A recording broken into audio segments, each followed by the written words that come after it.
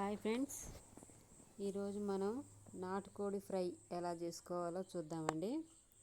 గిన్నెలో నూనె వేసుకొని వేడెక్కనివ్వాలి. అది అందులో చికెన్ వేసుకొని ఫ్రై చేసుకోవాలండి. ఎర్రగా వేయించుకోవాలి. వేయించుకోవడం వల్ల 2-3 రోజులు కొంచెం నిల్వ ఉంటుంది. ఇది ఎట్లా ఎర్రగా వేగాలండి, చూడండి ఒకసారి. వేగిన తర్వాత తీసి పక్కన పెట్టుకోవాలి.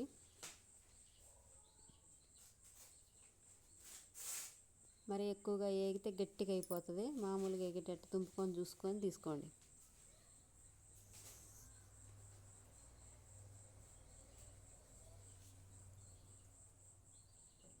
తర్వాతకి అదే నూనెలో సరిపడా అల్లం వేసుకొని వేగనివ్వండి 2 నిమిషాలు.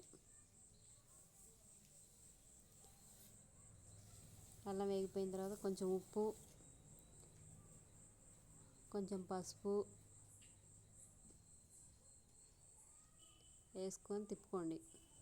తర్వాత కారం, ఫ్రై కదండి, కారం ఇష్టపడుద్ది. మీకు ఎంత కావాలంటే అంత వేసుకోండి.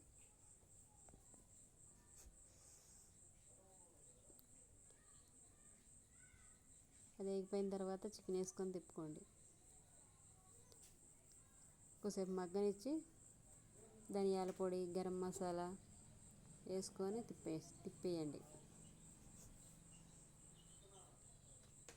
2 నిమిషాలు వేగనిచ్చి చివరిగా కొత్తిమీర వేసుకొని స్టవ్ ఆఫ్ చేసుకోండి. మా ఛానల్ నచ్చితే సబ్స్క్రైబ్ చేయండి, లైక్ చేయండి.